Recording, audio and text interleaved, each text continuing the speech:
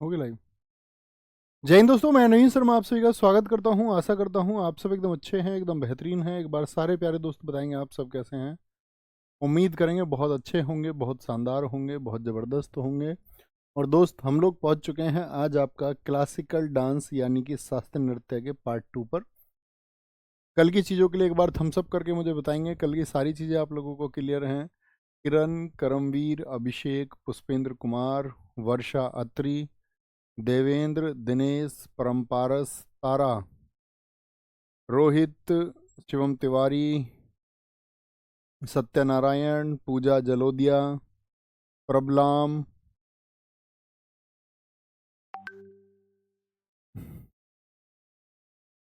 एक बार सारे दोस्त थम्स अप कर देंगे अगर आप अच्छे से जुड़ पाए हैं। एक बार क्लास में थोड़ा सा इशू है आप सब लोगों के जुड़ने में। एक बार सारे लोग बताएंगे कि आप लोग अच्छे से जुड़ सके हैं, तभी क्लास को कंटिन्यू किया जाएगा। ओके ओके ओके, सभी कंटिन्यू कर चुके हैं, ठीक है। तो दोस्त, क्लासिकल डांस कल जो हमने पढ़ा था वो सब आप लोगों को क्लियर होगा। आज की क्लास को कंटिन्यू करते हैं। कहाँ से? कुचिपुड़ी से। मुझे फटाफट से आप बताएंगे कुचिपुड़ी मैंने कहाँ बताया था आपको, किस स्टेट में बताया था। स्टेट या जो चीज़ें मैं आपको बता चुका हूँ पिछली क्लासेस में, वो अगली क्लासेस में हमेशा आपसे उम्मीद करूँगा कि आप मुझे बताएंगे। ओके, तो क्या बोलेंगे? कुचिपुड़ी कहाँ पर है? आंध्र प्रदेश। आंध्र प्रदेश का एक कृष्णा जिला है और उसमें एक गांव है कुचेलापुरम। कौन सा गांव है? कुचेलापुरम। तो कुची वर्ड कहाँ से आया है? ये कुचेलापुरम से आया है। यह भाषण और शुद्ध नृत्य को जोड़ता है। बहुत बार एग्जाम्स में ये लैंग्वेज लिखी आती है। भाषण मतलब शब्दों को, और उनका जो नृत्य है उसको जोड़ने का काम कौन करता है? वो साथी आपका करता है। कौन? वो करता है आपका माइम। भागवत पुराण को आधार माना जाता है। भागवत पुराण समझ रहे हैं? भागवत तो अलग हो गई, श्रीमद् भागवत जी। और पुराण, पुराणों की संख्या। पुराण का मतलब होता है, आप हिस्ट्री में पढ़ोगे इनको, पुराण का मतलब जो पौराणिक कहानियाँ, पुरानी कहानियाँ। और पुरानी कहानियों से मतलब होता है कि पुराणों की कुल संख्या कौन बताएगा मुझे कितनी है। तो पुराणों की कुल संख्या 18 है, जिसमें सबसे पुराना पुराण है आपका मत्स्य पुराण। कौन सा है? मत्स्य पुराण। अगर आपने कभी पढ़े हों शिव पुराण, गर्भ पुराण, तो ये क्या है? हमारे पुराण हैं। कौन सा डांस है इसमें पीतल की तस्तरी में पैर रख के नृत्य किया जाता है? पीतल की तस्तरी में, किसमें? कुचिपुड़ी में। भाई ऐसे याद रखो, कच्ची पूड़ी बताया था मैंने आपको। तो किसी को आप कच्ची पूड़ी पूड़ी रख के दोगे खाने के लिए, तो पूड़ी किस में दोगे? तस्तरी में दोगे ना। तो अपने आप माइंड में इमेज बन जाएगी। तस्तरी किस चीज की है? पीतल की तस्तरी है। किसकी है? तस्तरी किस चीज की है? पीतल। तो पीतल की तस्तरी में पैर रखकर नृत्य करने का प्रचलन है, इसे तरंगम कहते हैं। अब पीतल की तस्तरी में पैर रख के डांस कर रहे हैं तो वहां पर क्या है? पानी है उसमें, तो तरंगे पैदा हो रही हैं, तरंगे। इसमें कुछ स्टेप्स होते हैं, मड़ी कोप्पू, कंतेरा, नागबंध। नागबंध और कहाँ पर बताया था? फटाफट से आंसर कर दो सारे लोग। नागबंध मैंने आपको और किस डांस में बताया था? तो आप बोलेंगे नागबंध आपने बताया था भैया हमको किसमें। आपकी तरफ से आंसर चाहिए। बहुत बढ़िया, वेरी गुड। सारे लोग आंसर करेंगे तभी आगे बढ़ेंगे। भैया आज लेट कैसे हुए? लेट किया थोड़ा, लेट तो यार मैं मतलब आंखें बंद की थी मैंने अपनी। आंख दिख रही है ना मेरी? आंखों में दर्द था बहुत ज़्यादा, आपको दिख भी रही होंगी, वो थोड़ी सूजी हुई है। उनमें भयंकर दर्द है आज। इसलिए है ये पता नहीं, हो जाएंगी ठीक मतलब। उसकी वजह से थोड़ा लेट हुआ। ठीक है, मैंने उनको पानी में भी ऐसे रखा है लगा के। Very good. मणिपुर मणिपुर मणिपुर, सारे साथियों का बहुत अच्छा आंसर आया। मणिपुर मणिपुर, बहुत बढ़िया जी। तो क्या बोलेंगे? पीतल की तस्तरी किसमें? कुचिपुड़ी में होती है। इसमें कर्नाटक संगीत का प्रयोग होता है। देखो, कर्नाटक संगीत कल मैंने आपको बताया कि भारत में दो तरह के संगीत हैं। एक हिंदुस्तानी संगीत है जो कि उत्तर भारत का है, और एक कर्नाटक संगीत है जो कि दक्षिण भारत का है। अब सीधी सी बात आप सोच के देखिए, आंध्र प्रदेश किस स्थिति में? मैंने कल आपको बताया कि भारत के 4 क्लासिकल डांस ऐसे हैं जो कि साउथ इंडिया में होते हैं। कौन कौन से थे वो 4? केरल के 2 हो गए, कथकली, मोहिनीअट्टम। एक तमिलनाडु का भरतनाट्यम, और चौथा था कुचिपुड़ी। क्या बोलोगे? जो हमारा कुचिपुड़ी है वो कहाँ का? आंध्र प्रदेश का। तो साउथ का है, तो साउथ में तो भैया कर्नाटक ही होता है, कर्नाटक म्यूजिक ही होता है। ओके। वाक, मूक अभिनय और शुद्ध नृत्य। अभी बताया, वाक मतलब बोलना। जैसे हम बोलते हैं ना वाक की अभिव्यक्ति, तो वाक का मतलब ही क्या होता है? स्पीच, बोलना। स्पीच अर्थात बोलना होता है, ठीक है, बोलना। मूक अभिनय का मतलब क्या होता है? बिना कुछ बोले एक्टिंग करना। एक तो बोलना हो गया, एक मूक अभिनय भी इसमें होता है। मूक अभिनय कैसे होता है कि बस आपको इशारे से कुछ समझाया जाए और बोला कुछ ना जाए, है ना। जैसे एक मूवी आई थी 1913 में, राजा हरिश्चंद्र, वो भारत की पहली मूक फिल्म है। उस पूरी मूवी में सिर्फ और सिर्फ क्या था? आपका एक्टिंग थी, आवाजें नहीं थी कहीं भी। भारत की पहली आवाज वाली फिल्म तो 1931 में बनी, अलमारा। तो मूक का मतलब चुपचाप होके एक्टिंग। और शुद्ध नृत्य, अभी मैंने बताया था आपको, माइम और शुद्ध भाषण को जोड़ता है। बहुत इंपॉर्टेंट है, सिद्धेंद्र योगी को किचिपुड़ी का आदि गुरु माना जाता है। आदि गुरु सिद्धेंद्र योगी, ऐसे याद रख लेना। जो योगी लोग हैं ना भाई, उनको फर्क नहीं पड़ता पूड़ी पक्की है या कच्ची है, कच्ची है कि पूड़ी है, ठीक है। बोलेंगे भी फटाफट से, क्या बोलेंगे? सिद्धेंद्र योगी को कुचिपुड़ी का आदि गुरु माना जाता है। इन्होंने भामाकल्पम नाटक की रचना की है। कौन से नाटक की? जो इनका नाटक है वो बहुत इंपॉर्टेंट है। जरा फटाफट से एक क्वेश्चन का आंसर कर लो। कल का पूछता हूँ क्वेश्चन आपसे। कल मैंने आपको बताया था कि अभिनय दर्पण पुस्तक के लेखक कौन हैं? अभिनय दर्पण पुस्तक के लेखक कौन हैं? बोले भी फटाफट से। Very good, very good.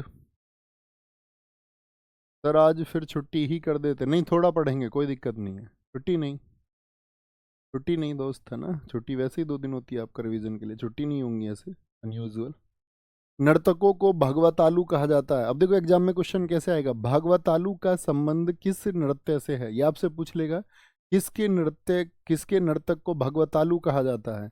तो कच्ची पूड़ी, अब सोच के देखो, पूड़ी के साथ कौन सी सब्जी बनती है अक्सर? आलू, तो भागवत आलू, उसको याद रख लेना।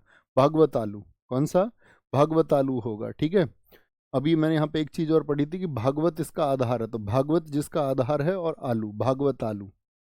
16 कद और पताक्षर, इस नृत्य भाग में शरीर की हरकतें, ये नहीं पढ़ना उतने गौर से।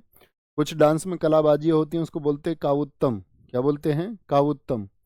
मंडूक शब्दम, एक मेंढक की कहानी, किसको? एक मेंढक की कहानी का संबंध किससे है? ये बहुत पूछा जाता है। पीतल की तस्तरी में मैंने कहा था जल में बनी थी क्या? तरंग। जल में क्या बनी थी? तरंग बनी थी, जल।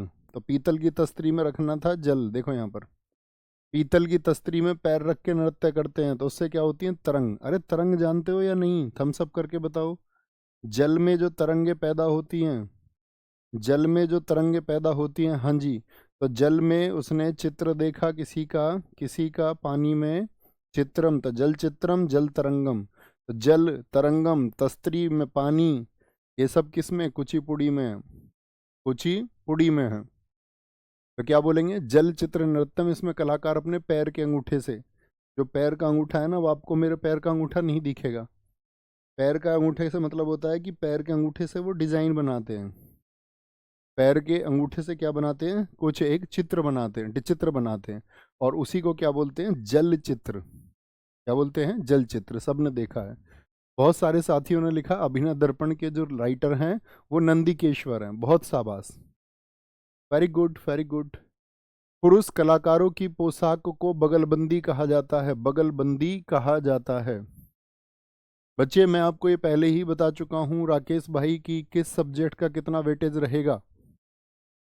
मैंने एक वीडियो बनाई हुई है, दिल्ली पुलिस, ऐसे लिख लेना, दिल्ली पुलिस जीएस स्ट्रेटजी। एक तो पुरानी वाली की होगी, 2023 वाली की, ठीक है। दिल्ली पुलिस स्ट्रेटजी को मैंने बनाया हुआ है उसमें, तो उसको देखना एक बार। दिल्ली पुलिस जीएस स्ट्रेटजी नवीन, ऐसे लिख के सर्च करोगे तो मैंने सारा वेटेज बताया हुआ है। सबसे ज़्यादा वेटेज स्टैटिक जीके का रहता है। पिछली बार भी आपका लगभग 17-18 क्वेश्चन का वेटेज रहा है। इवन किसी किसी शिफ्ट में तो 20 क्वेश्चन तक पूछे गए हैं, कहीं पर 15 भी पूछे गए हैं, है ना। बोलेंगे भाई, कोई दिक्कत? तो बगलबंदी किनको कहते हैं? वो कुचिपुड़ी को, जो बगल में बंदी रहती है ना, वो कच्ची पूड़ी जो बनाना जानती है, उसको पक्की पूड़ी बनानी नहीं आती। कथक कहाँ का बताया था? बताओ सारे लोग, कथक कहाँ का बताया था? कथक कहाँ का बताया था, जरा बताइए।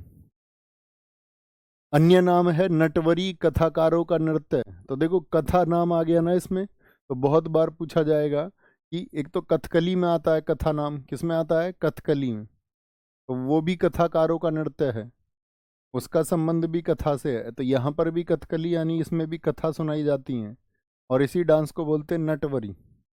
यह राधा कृष्ण की कथाओं पर आधारित है, ठीक है, राधा कृष्ण की कथाओं पर। तो कथा किसकी है? राधा कृष्णा की। घुंघरू और चक्कर इस नृत्य की प्रमुख विशेषताएं। ड्रेस देखो, घुंघरू पैरों में बांधे हुए हैं, ठीक है, और चक्कर, चक्कर का मतलब मैं तुम्हें कैसे बताऊं, ऐसे घूम घूम के डांस होता है ऐसे, तो ये इसका मतलब है चक्कर। एक कहानी सुनाने के लिए इस नृत्य का प्रयोग होता है, मतलब इस डांस के एक्ट के द्वारा एक स्टोरी को बताया जाता है। स्टोरी को तो क्या बोलेंगे, उसको कहते हैं पढ़ंत। भैया पढ़ते पढ़ते हम तो बहुत थक जाते हैं, कथक। अच्छे बच्चे पढ़ते पढ़ते कभी नहीं थकते, कभी नहीं थकते। पढ़ंत का मतलब किससे है, तो पूछेगा पढ़ंत शब्द का संबंध किस शास्त्रीय नृत्य से है, तो क्या बोलेंगे, एकदम से इमेज आएगी दिमाग में, थक। पढ़ने का मतलब क्या बोलोगे, कभी नहीं थक, कथक। नृत्य जो वेशभूषा है उसमें अनारकली, ये अनारकली सूट है, नीचे की तरफ इसमें घूम है, ध्यान से देखो।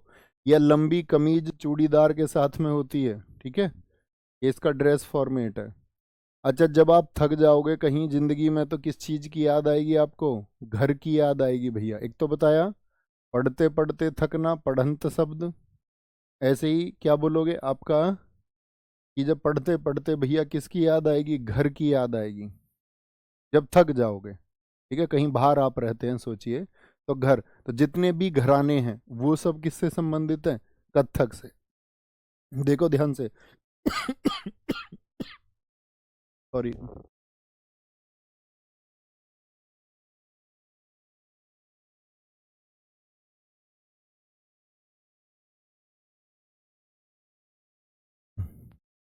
यहाँ देखेंगे, बहुत बढ़िया सर। बुक में क्या संगीत का टॉपिक नहीं है बेटा? आपके पास पुरानी बुक होगी या नई है और टॉपिक नहीं है, तो मैं आपको बुक पढ़ाने थोड़ी ना आया हूँ बच्चों के यहाँ क्लास में। मैं क्या आपको बुक पढ़ाने आया हूँ, आप बताइए? अगर बुक ही पढ़ानी होती तो मैं बुक नहीं रखता। बहुत सारी चीज़ें हम ऐसी पढ़ेंगे जो बुक में नहीं है, बहुत सारी चीज़ें हम ऐसी नहीं पढ़ेंगे जो बुक में है। तो बुक पढ़ाने थोड़ी ना आए हैं हम आपको, आपको अगर आने आए हम दिल्ली पुलिस का सिलेबस। ओके। तो घर, घर से याद रख लेना घराना। अब आपके दिमाग में एक इमेज आएगी, भैया घराना क्या होता है? देखो घराना एक टॉपिक भी है जिसको हम पढ़ेंगे। घराने का मतलब होता है, आप एक चीज सोचिए जरा, कि जब दुनिया में कोई ना कोई चीज शुरू होती है तो उसकी शुरुआत कहीं ना कहीं से होती है ना। कोई भी चीज शुरू हुई हो उसकी शुरुआत कहीं ना कहीं से हुई होगी। जैसे तबला बजाना किसी ने शुरू किया, या किसी ने गिटार बजाना या सितार बजाना शुरू किया, तो उसको सबसे पहले किसी ने शुरू किया होगा ना, और उसने फिर लोगों को सिखाया होगा। तो किसी एक चीज का जो सेंटर होता है, म्यूजिक का जो सेंटर है, अब चीज को भी छोड़ दीजिए, जो म्यूजिक का सेंटर है, म्यूजिक का मतलब जो संगीत का केंद्र है, जहां से वो फला फूला है और हर जगह फैला है, जहां से साथी क्या बोलेंगे, उसका ओरिजिन था, जो उसका सेंटर था, और उसके बाद में क्या हुआ है, वो आपका फिर वो हर एक जगह पहुंचा है, तो उस एक जगह को बोला जाता है आपका घराना। तो ऐसे ही म्यूजिक जयपुर से निकल के पहुंचा, अब आप पढ़ेंगे जब हम आपको घराना पढ़ाएंगे, किराना घराना, भिंडी बाजार घराना, ठीक है, ग्वालियर घराना। तो ऐसे ही कथक के कुछ घराने हैं जिनको हम बोलेंगे लखनऊ, जयपुर, बनारस और रायगढ़ घराना। रायगढ़ घराना, अभी इनको बेशक से आप भूल भी जाएं, घराने के टाइम पे याद कर लेंगे, कोई दिक्कत नहीं है, कोई दिक्कत नहीं है, ठीक है। Sir English version static G के बच्चे, अभी टाइम लगेगा उसमें बुक को आने में, टाइम लगेगा, अभी टाइम लगेगा। अभी आपका तो एग्ज़ाम भी, क्या बोलेंगे उसको, ऐसे मान लीजिए आप, आज कितनी डेट है? 23 ना। तो वो जो अगली वाली सेल आएगी ना, 10 तारीख को सेल रहती है, इस वाली जो 10 आएगी, इसमें जो भी बुक्स आपको लेनी है तो वो सेल में ले लिया करो आप, है ना। उस दिन बुक के प्राइस लगभग बहुत कम होते हैं, उस दिन ले लिया करो, ठीक है। कथक की शास्त्रीय शैली को 20वीं शताब्दी में लेडी लीला सोखे के द्वारा रिवाइव किया गया। यानी कि कथक अपनी पहचान खो चुका था। देखो कथक भी बहुत पुराना है, और कथक को जो डेवलप करने का श्रेय जाता है, कहते हैं कि कथक जो अपने मतलब टॉप पर पहुंचा था जब भारत में मुगलों का राज था। मुगलों का राज भैया भारत में कब था? तो मुगलों का राज याद रख लेना, मुगल भारत में एंटर करते हैं आपका एक युद्ध जीतते हैं, वो पानीपत का प्रथम युद्ध 1526 में बाबर उसको जीतता है और मुगल वंश की स्थापना करता है, और 1857 तक मुगल रहे थे। तो इसी दौरान में कथक नृत्य है, क्योंकि देखो मुगलों का, मुझे आप बता सकते हैं मुगलों का हेडक्वार्टर कहाँ पर था? जैसे दिल्ली सल्तनत में आप 5 वंश पढ़ते हैं हिस्ट्री में कि भैया पहले वहाँ पर गुलाम आए, खिलजी आए, तुगलक आए, सैयद आए, लोधी आए, तो ये पांचों ने तो अपनी राजधानी बनाई थी दिल्ली। लेकिन मुगलों के समय पे आप देखोगे राजधानी बन गई थी आगरा। आगरा कहाँ पर पड़ता है? यूपी में। तो उत्तर प्रदेश में कौन सा नृत्य फला फूला फिर? आगरा अगर यूपी में है। कथक को बढ़ावा दिया गया था, तो इसीलिए पूछा जाता है कि मुगल परंपरा से संबंध किस डांस का है? मुगल परंपरा से। तो इसके प्रमुख विषय वैष्णववाद से जुड़े हैं। इसका वर्तमान स्वरूप मुगल परंपरा पर आधारित है। बहुत इंपॉर्टेंट फैक्ट है। जब मैं किसी चीज को महत्वपूर्ण बताऊं दोस्त, भूलना मत। बताओ कथकली कहाँ का बताया था? कथकली रूट वर्ड बताए थे मैंने, दो आपको लिखा हुआ है वैसे यहाँ पर, कली और अट्टम। कभी मत भूलना दोस्त, पूरी लास्ट तक पूछता रहूंगा मैं ये चीजें आपसे। कौन से दो रूट वर्ड है केरल के? कली और अट्टम। अट्टम किसके द्वारा होता है? ये पुरुषों के द्वारा होता है, ठीक है, पुरुषों के द्वारा। अब तो महिलाएं भी इसमें आ गई हैं, पहले तो ज़्यादातर पुरुषों के द्वारा ये होता था। रामायण महाभारत इसके आधार हैं। मैं जब केरल गया था तो मैंने वहाँ पर एक थिएटर में इसका, जो थिएटर में होता, थिएटर का मतलब होता है एक हॉल में आयोजित होता है, तो उस दिन जो कहानी थी वो थी आपका, जिसको आप जानते हैं महाभारत में, आप भीम को जानते होंगे, जानते होंगे भीम को तो सब जानते हैं, जो भीम को नहीं जानते वो छोटे भीम को जानते हैं। तो महाभारत में भीम था, और एक आपका, आपको याद होगा महाभारत में और कौन था? जरासंध। जरासंध था। तो एक कहानी उन्होंने दर्शाई थी, बड़ी अच्छी कहानी थी वो, है ना। तो इसमें क्या होता है, आपका एक हीरो का पार्ट निभाता है, एक ही आपका विलेन का। रामायण महाभारत की कहानियां होती हैं, इसमें जो नायक होता, नायक मतलब हीरो, उसको बोलते हैं पाचा। कथकली में नायक को क्या कहा जाता है? पाचा। और खलनायक को बोला जाता है कथी। खलनायक को क्या बोला जाता है? जो विलेन होता है, डाकू जो होता है, ऐसे समझ लो वो कथी होता है। चेहरे पुते हुए किस में रहते हैं? बहुत सारा मेकअप, और ये ड्रेस यूं ही नहीं बन जाती। मैंने इस ड्रेस को वहां पर देखा, कई घंटे तैयार होते हैं इसके लिए। यूरिया देखा है तुमने? यूरिया के कट्टे खेत में। अब कभी पूछना नहीं जानते जो यूरिया क्या होता है, गांव के बच्चे तो जानते होंगे। उनको ऐसे बांध बांध के, मोड़ मोड़ के इनको ड्रेस अपनी बनानी पड़ती है, बनानी पड़ती है, ठीक है। नाट्य स्थान थिएटर कहाँ पर होता? कुट्टम पालम। फिर से बताऊंगा, डबल टैक इसकी पहचान है। तो कुट्टम पालम का संबंध किससे है? कथकली से। कुट्टम पालम, इसकी शुरुआत केली कोट्टू, डबल टै, कली नाम आ गया, और कोट्टू, कली कोट्टू। अब जैसे दो तरह से पूछ सकता है इस क्वेश्चन को कि कली कोट्टू नामक ढोल का संबंध किससे है? तो कोट्टू मतलब आपको इमेज आएगी केरल, केरल में कौन सा था? कली यानी कथकली। ऐसे लिंक अप करके रखना। ढोल बजाने से होती है, एवं केरल के सोपना संगीत का प्रयोग होता है। म्यूजिक हम सारे अलग से पढ़ेंगे, किस स्टेट में कौन सा म्यूजिक होता है, ठीक है, ठीक है। केरल के कथकली में सोपना, तो कथकली। सबके सपनों में कौन आती हैं? कली आती हैं, ठीक है, सबके सपनों की कली। सपने में, सपने, सपने। सोपना संगीत कहाँ का है? केरल का है, कथकली में। कथकली नृत्य में 24 स्टेप होते हैं, पोस्चर्स। इसमें 3 संगीत वाद्य यंत्र, इडक्का, चिंदा और मडालाम का प्रयोग होता है। कथकली आकाश तत्व का प्रतीक है, याद रख लेना। जब कली बढ़ती है तो कैसे जाती है? ऊपर की तरफ, आकाश की तरफ जाती है या नहीं जाती कली? जी भैया, कली आकाश की तरफ जाती है। कल मैंने आपको बताया था जल तत्व किसका प्रतीक है? जल तत्व, याद रखो। जल को कैसे पार किया था हनुमान जी ने श्रीलंका जाने के लिए? तो भैया जल को उड़ के, ओडिसी। जल तत्व किस में था? ओडिसी में। जल तत्व किस में था? ओडिसी में, है ना। कथकली गीतों के लिए प्रयुक्त भाषा मणिप्रवलम। वहां पर कौन सी लैंग्वेज है? मणिप्रवलम। मणिप्रवलम यानी मलयालम और संस्कृत का मिक्सचर लैंग्वेज है। देखो याद रख लेना, हर स्टेट में आप जानते हैं अलग अलग लैंग्वेज है। जैसे कि मैं आपसे पूछूं तमिलनाडु में कौन सी लैंग्वेज बोली जाती है? तमिल। मैं आपसे पूछूं मैं आपसे पूछूं साथी, अगर केरल में कौन सी लैंग्वेज बोली जाती है, तो आप क्या बोलोगे? केरल में भैया बोली जाती है आपका मलयालम। कौन सी बोली जाती है? मलयालम बोली जाती है, तो उसी का मलयालम का और संस्कृत का लम आ रहा है ना, लम याद रख लेना, केरल की भाषा लम मलयालम और संस्कृत को मिला करके बनी मणि प्रॉब्लम। क्या? मणि प्रॉब्लम। ठीक है। गीतों के जो शब्द हैं उनको कहा जाता है अट्ट कथा। डबल टे आया फिर से।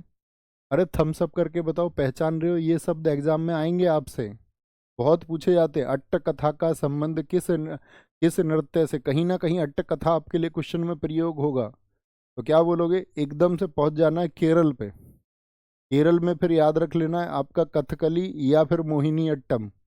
कन्फ्यूजन वहीं पर होगा, नहीं तो बाकी दो ऑप्शन तो खत्म हो जाएंगे, लेकिन जब चीज़ों को रिवाइज करोगे तो याद रहेगा कि कथकली। कथकली। कलासम और नलचरितम कथकली नृत्य के प्रकार हैं। कथकली नृत्य के प्रकार हैं। ठीक है जी।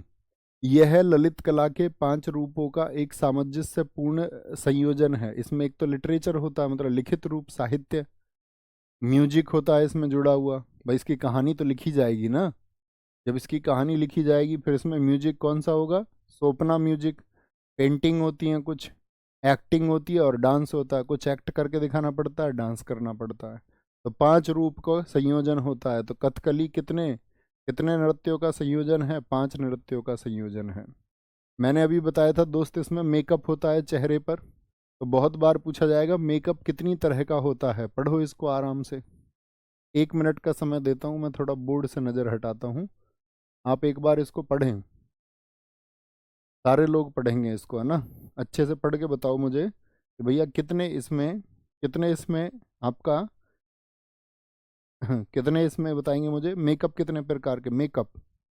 तो अलग अलग पात्रों के लिए चेहरे के सुपरिष्कृत श्रृंगार के साथ, अब इस पूरी भाषा को मत रटने लगना प्लीज, बस ये याद रखना श्रृंगार कितने होते हैं। मेकअप 5 तरह के होते हैं इसमें। एक तो पाचा का हो गया। पाचा कौन है? हीरो। काथी कौन है? काथी, कथी काठी कोई कहते हैं, ये विलेन हो गया। अन्य कैरेक्टर्स होते हैं थड़ी, कारी और मिनक्कू। तो 5 तरह के मेकअप होते हैं अन्य जो कलाकार हैं। ठीक है। अब इसमें जो कलर प्रयोग हो रहे हैं इनको भी नहीं रटना है, जनरल सा लॉजिक लगाना। देखो हरा रंग, हरियाली किसकी वजह से आती है? देवताओं की वजह से। या हरा भरा घर कौन सा रहता है? जहाँ के इंसानों में सद्गुण होते हैं, अच्छे गुण होते हैं। नाक के बगल में लाल धब्बे, फोटो को देखना इसके ध्यान से। जब फोटो को देखो नाक के बगल में लाल धब्बा दिखेगा कभी भी, ऐसे रहता है स्पॉट। यहाँ पर रहता है एक स्पॉट, है ना? स्पॉट होता है। तो नाक के बराबर में जो लाल धब्बा होता है वो राजसी गौरव को, यानी कि रॉयल प्राइड। क्या बोलोगे? Royal pride. देखो जब राजसी लोग आते थे, राजा लोग आते थे, तो उनके लिए रेड कलर के कारपेट बिछाए जाते थे। कैसे कलर के? रेड कलर के कारपेट बिछाए जाते थे, है ना? तो रेड कलर के जो कारपेट होते थे वो किसको दर्शाते थे? आपका रॉयल प्राइड को। तो रेड कलर किसके लिए होता है? राजसी लोग, स्वागत के लिए, राजसी लोगों के स्वागत के लिए। ग्रीन कलर किसके लिए? देवता, सद्गुण, जो कुलीन लोग हैं उनके घर हरे भरे रहते हैं। जो खराब लोग होते हैं, दुष्ट लोग होते हैं, उनके घर नहीं, उनके घर अंधकार छा जाता है। बुराई और दुष्टता ये काले रंग को। देखो दुष्ट लोगों को तो वैसे राक्षस काला रंग ऐसे उनके लिए होता, बुराई का काला रंग होता है, याद रख लो, अंधेरे से याद रख लो। पीले रंग के कपड़े संत लोग पहनते हैं, महिलाओं से भी कहते हैं कि आप भी ऐसे ही धारण करें। जो उनके पूजा पाठ करती है उनसे सलाह मांगते हैं तो उनको कह देते हैं आप भी ये वस्त्र धारण करो। पूरी तरह लाल रंग से पुता चेहरा बुराई को। लाल रंग के लिए राजसी गौरव, और पूरा चेहरा अगर लाल रंग से पुता हुआ है तो बुराई का प्रतीक है। किसका? बुराई का प्रतीक। भाई लाल रंग तो फिर डेंजर का होता है ना, और डेंजर तो बुराई है ही। लाल रंग बोले तो डेंजर, डेंजर। तो भैया एग्जाम में क्वेश्चन कैसे बनेगा? पूछेगा आपसे दोस्त कि ऐसे भी दिया गया था क्वेश्चन सीपीओ में कि कुछ 2022 में क्वेश्चन ये था कि आपका कथकली नृत्य में 5 प्रकार के विषम का प्रयोग होता है, उनमें से हरा रंग क्या दर्शाता है? ऐसे प्रश्न बनता है, ऐसे बनेगा। ठीक है। सफेद दाढ़ी उच्चतर चेतना और देवत्व वाले प्राणियों को इंगित करती है। सफेद दाढ़ी उच्चतर चेतना और देवत्व वाले प्राणियों को इंगित करती है। किसको? मतलब कि भाई दाढ़ी हो गई किसी के, तो ऐसे बोलते हैं ना दाढ़ी अनुभव से आई है, और जिसको अनुभव आई है उसका कॉन्शियसनेस तो ज़्यादा होगा ही। भाई वो तो देवत्व वाले प्राणी होंगे ना, उनकी चेतना हाइक पे होगी। चेतना समझते हो? हम सबके अंदर एक चेतना होती है, मस्तिष्क की कितनी स्टेज होती हैं? मस्तिष्क की 3 अवस्थाएं बताई गई हैं दोस्त। एक तो होता है हमारा कौन सा?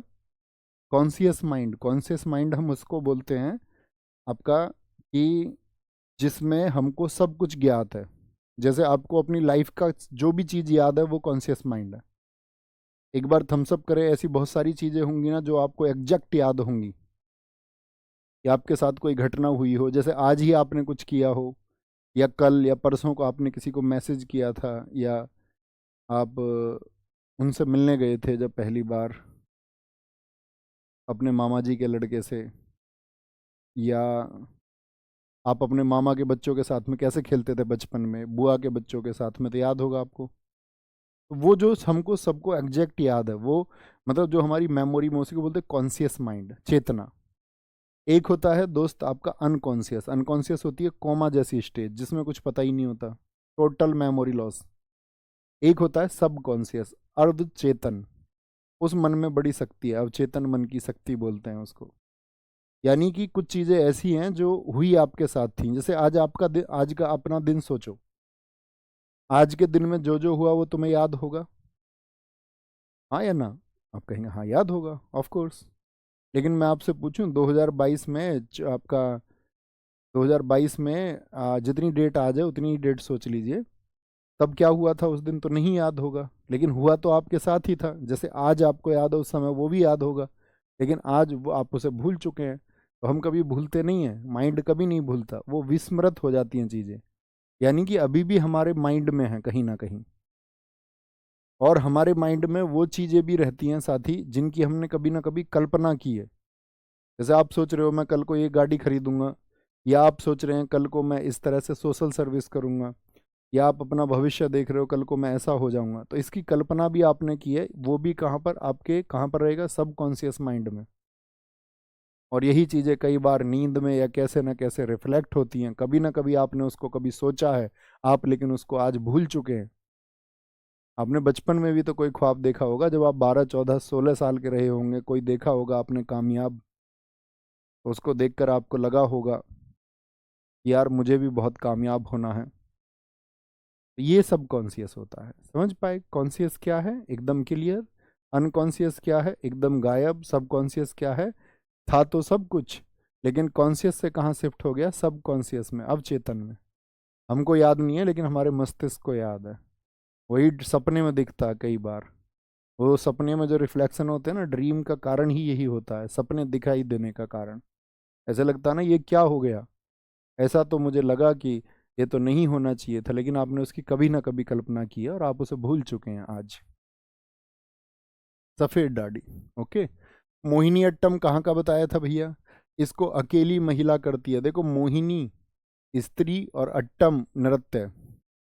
मोहिनी कौन से भगवान जी ने रूप धारण किया था? तो एक था भस्मासुर, उसने भगवान शिव जी की तपस्या की बहुत, और भगवान शिव जी तो भोले हैं, उन्होंने आशीर्वाद दे दिया उसको कि जिसके भी हाथ, सिर पर तू हाथ रख देगा वो भस्म हो जाएगा, भस्म हो जाएगा। अब वो भस्म हो जाएगा तो वो तो देवताओं के पीछे भागने लग गया। देवताओं ने सोचा सिर पर हाथ रखेगा तो भस्म कर देगा, तब उससे भागे फिरते थे। तो भगवान विष्णु जी ने क्या किया फिर? मोहिनी का, एक सुंदर स्त्री का रूप धारण किया, और सुंदर स्त्री का रूप धारण किया तो ऐसे डांस किया भस्मासुर को सिखाने के लिए कि उस इसमें इसी में एक स्टेप था कि अपने सिर पे हाथ रख दिया, तो भस्मासुर ने भी भूल से अपने सिर पे हाथ रख दिया और भस्म हो गया। मोह लिया उसको मोहिनी ने, है ना? मोहिनी के चक्कर में मत आ जाना। बालों में चमेली के सफेद फूल लगे होते हैं, उनका सिर देखिए। इस नृत्य में केरल में एक साड़ी चलती है, कसाबू साड़ी, बहुत चर्चित है वहाँ की। मैंने बताया ना मैं केरल गया तो मैं लेके आया इसे मम्मी के लिए, आप भी लेके आना कभी। हर जगह की साड़ी मैं आपको बताऊंगा, ठीक है ना? उड़ीसा की संबलपुरी साड़ियाँ हैं, महाराष्ट्र की पैठनी साड़ियाँ हैं, पैठनी साड़ियाँ हैं, ऐसे हमारे यहाँ पे साड़ी चलती हैं बहुत जगह अलग अलग, ठीक है? कर्नाटक में इलकल साड़ियाँ चलती हैं। इस नृत्य का उल्लेख व्यवहार माला नामक ग्रंथ में किया गया। व्यवहार माला के लेखक कौन हैं? लेखक हैं इसके मजा मंगलम नंबूदरी। क्या बोलोगे? माझा, माझा मंगलम।